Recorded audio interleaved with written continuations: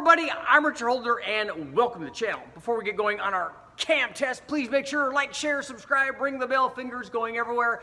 Do all that stuff so you get notified when I do all this testing. But this is the test that all of the LS guys have definitely been waiting for, certainly the truck guys. We have the Brian TOOLEY Racing Truck Norris cam, but the question is, Richard, how does that thing compare to the Texas Speed Chupacabra? Well, we finally ran both of them on the dyno, and because we're already on the dyno, why not throw in a couple more? That's right, we've got one from Summit Racing, one of their Pro LS cams, and from the good guys over at Cam Motion, we've got a Little Lope hot rod cam.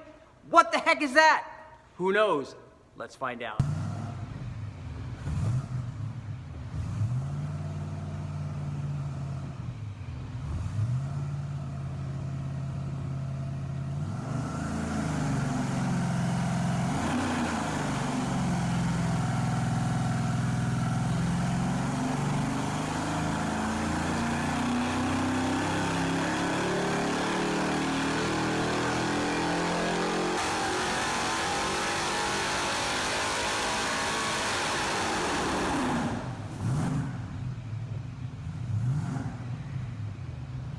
So let's jump in, start taking it apart. What?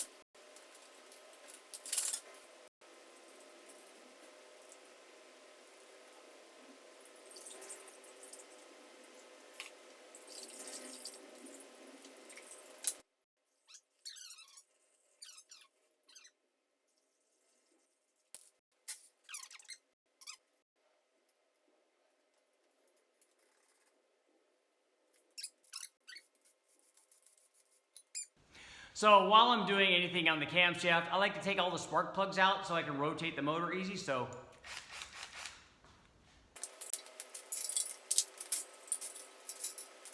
now we're going to do the same to the other side. When you're taking the plugs out, make sure not to drop them. So to make it easy to rotate the motor, to get this thing at TDC, put the stock bolt back in. I've got a little washer here.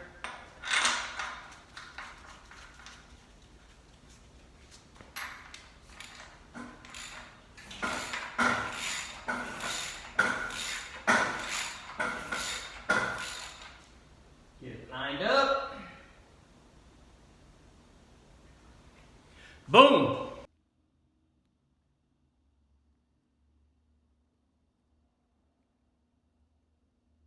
So because we're going to be playing with the camshaft, I'm going to go ahead and unbolt the rockers and take the push rods out so we can spin that thing around without there being spring load on it.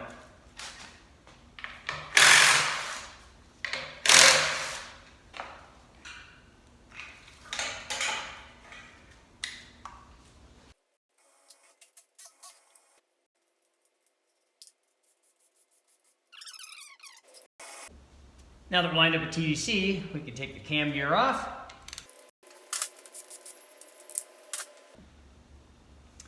So now as you can see, we only have 2 bolts securing the cam retaining plate.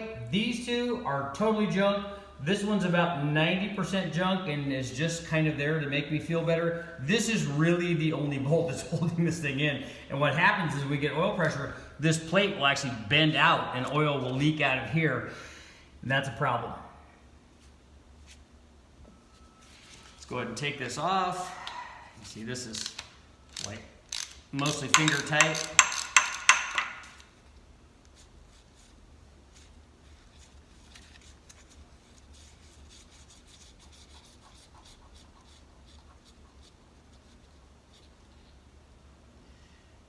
Oh yeah, not good.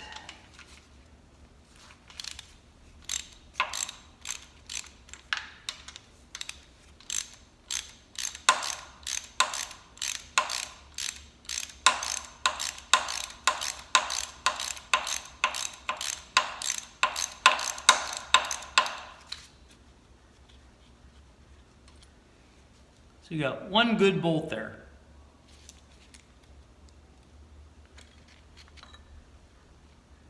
Oh, look at our cam retaining plate. Oh yeah, that's not good.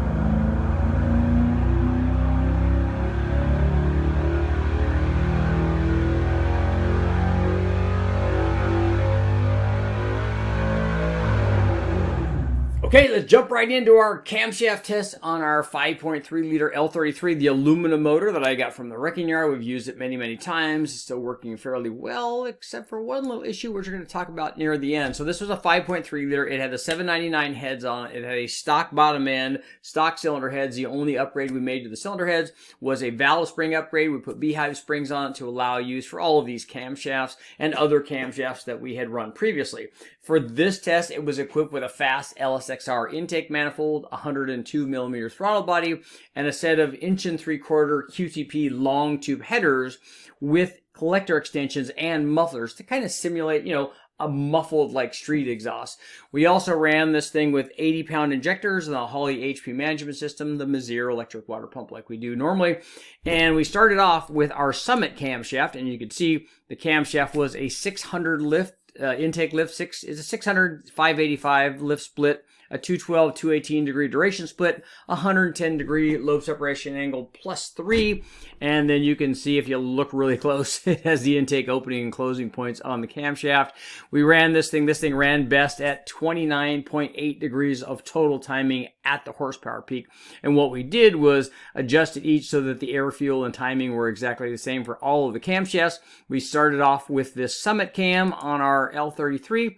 Equipped with the Summit cam, it produced 440 horsepower and 423 foot-pounds of torque. So now let's compare this camshaft to another one that we got from the guys at Cam Motion.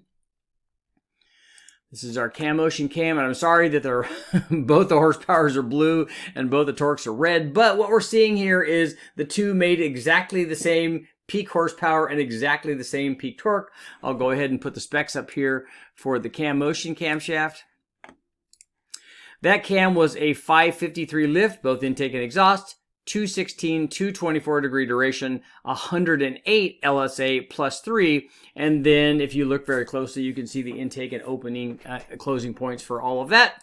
And so the cam swap netted not any change really in peak horsepower and peak torque, but the Cam Motion cam was a little bit better down low, below 4,000 RPM. We picked up as much as 9 foot-pounds here at 3,500, 380 foot-pounds versus 389 foot-pounds. So maybe a little bit of a change there. Maybe the tighter LSA, which seemed weird to me because it also had more duration.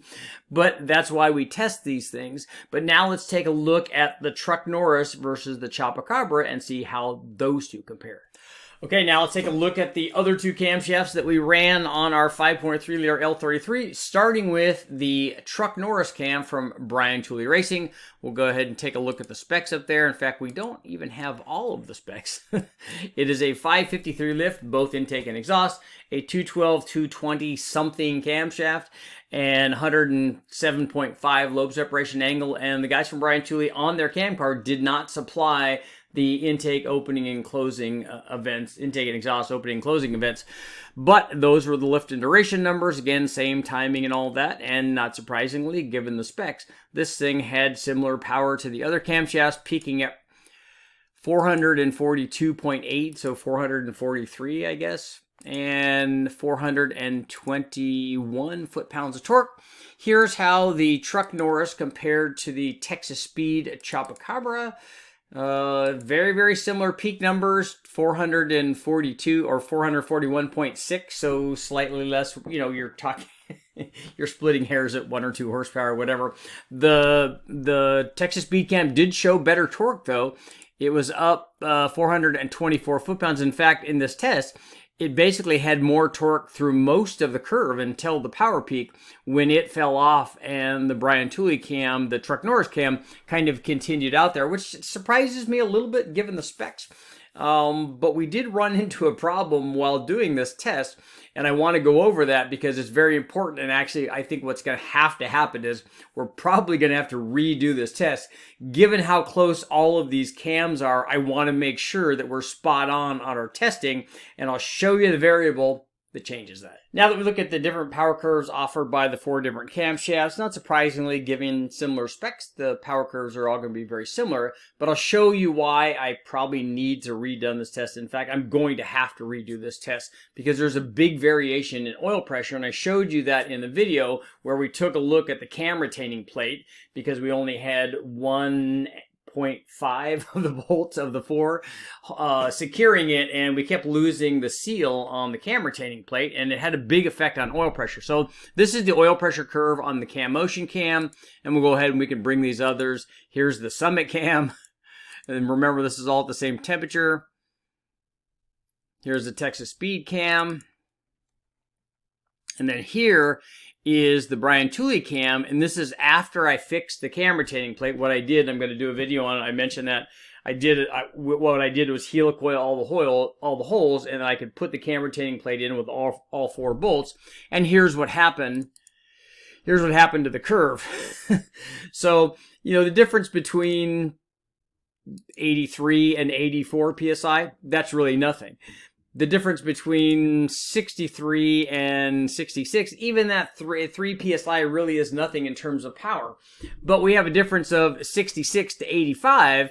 That's 20 psi of oil pressure. And that's enough difference, I'm certain, to make a difference in the power curve. And as you can see, for some of these, the difference is basically everywhere. I mean, it's most prominent at the top of the RPM range where the oil pressure is going to be highest, but we just don't have consistent oil pressure curves because of that cam retaining plate. So if for no other reason than this, I'm going to have to redo this test. Thanks for watching. I'm Richard Holder. Make sure to like, share, subscribe, ring the bell, do all that. And remember, I will redo this, but keep watching.